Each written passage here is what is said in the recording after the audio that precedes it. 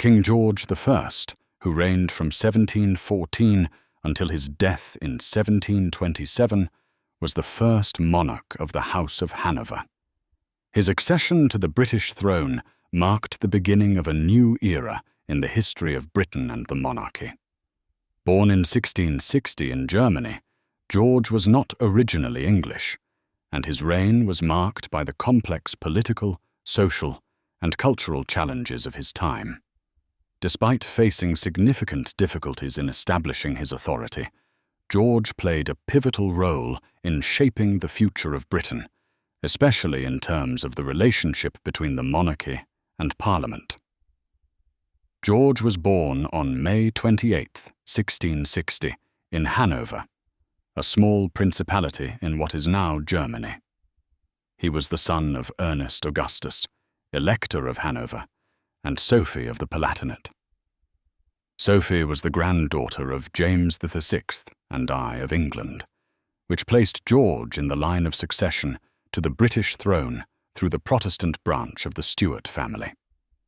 This connection to the Stuarts would eventually make him the heir to the throne after the death of Queen Anne in 1714. Growing up in Hanover, George I had had little contact with Britain. He was raised in Germany and spent much of his early life in the service of the Electorate of Hanover.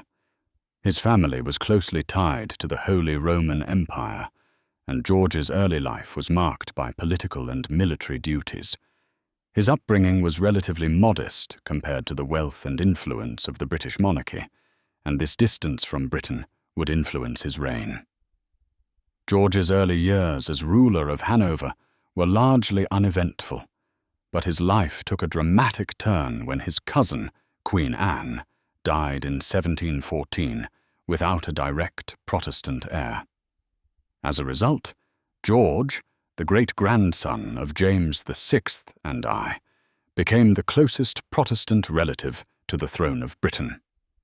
George's ascension to the British throne in 1714 was the result of the Act of Settlement of 1701, which sought to ensure that the throne would pass to a Protestant monarch. This law was passed by the English Parliament in response to the fears of a Catholic restoration after the death of Queen Anne, the last Stuart monarch. The Act of Settlement specifically excluded Catholics from the throne and established a line of Protestant succession. At the time of Anne's death, George was living in Hanover, and he had little familiarity with English customs and politics. His accession was met with mixed reactions in Britain.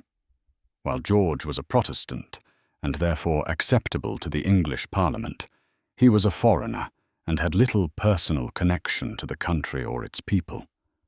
As a result, many Britons were initially skeptical of his rule. George's German background made him somewhat unpopular with his new subjects.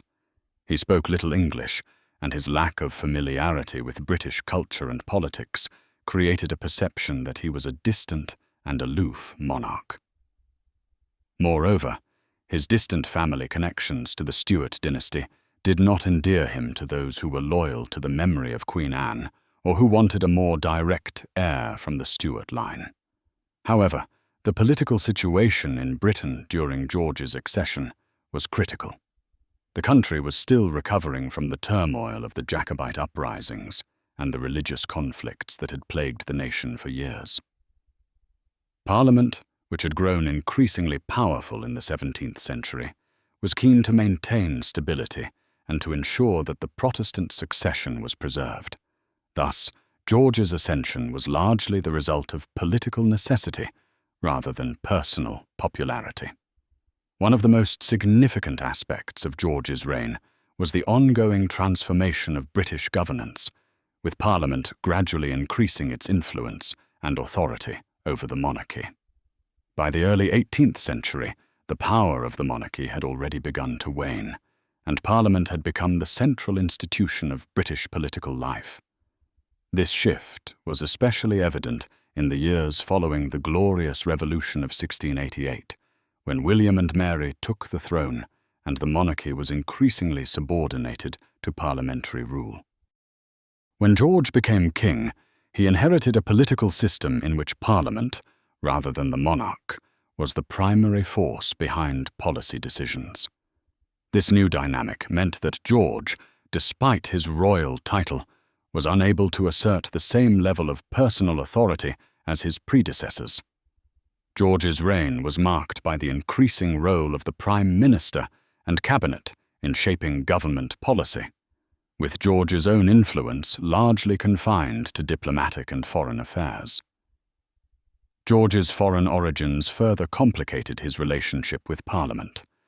Lacking an understanding of British political traditions and being somewhat detached from the everyday affairs of the country, he largely relied on his ministers to manage domestic policy. The most significant of these ministers was Robert Walpole, who served as the first Prime Minister in British history and dominated British politics for much of George's reign. Walpole's rise to power marked the beginning of the Whig dominance in British politics, and he would go on to serve as Prime Minister under George II as well. Walpole, a skillful politician and tactician, helped George navigate the complex political landscape of Britain and strengthened the power of the Whigs. Despite George's lack of English fluency and his preference for dealing with matters in German, Walpole and other ministers were able to maintain a stable government. The dominance of the Prime Minister and Cabinet system was solidified during George's reign, laying the foundation for the modern British constitutional monarchy. Although George was often perceived as distant and foreign, he was not an entirely passive ruler.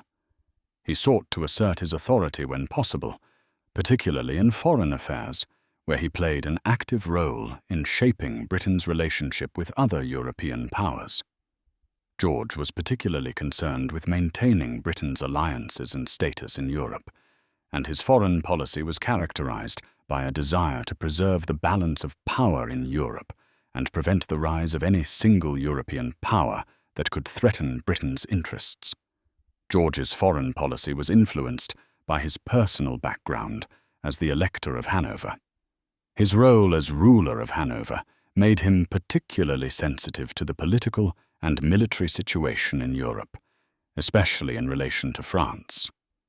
During his reign, Britain was involved in the War of Austrian Succession, 1740 to 1748, and George sought to strengthen Britain's alliances with other European powers, particularly Austria. He worked to prevent the spread of French influence and to ensure that Britain's naval dominance remained unchallenged.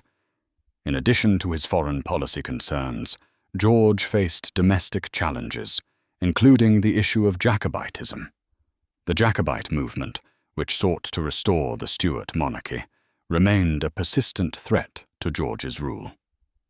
The most significant Jacobite rebellion occurred in 1715, just a year after George's accession. The rebellion was fueled by discontent with the Hanoverian monarchy and by support for James Francis Edward Stuart, the son of the deposed James II. The rebellion was ultimately crushed, and Jacobitism gradually lost much of its support. Despite the political challenges, George maintained a relatively stable reign, largely due to the strength of the political system he inherited and the work of his ministers. His lack of personal involvement in day-to-day governance meant that the political system adapted to accommodate his limited role. George's reign had lasting effects on the British monarchy and government. His reign marked the beginning of the Hanoverian dynasty, which would dominate British politics for much of the 18th and early 19th centuries. While George may not have been a hands-on monarch, his reign laid the groundwork for the system of constitutional monarchy that would develop over time.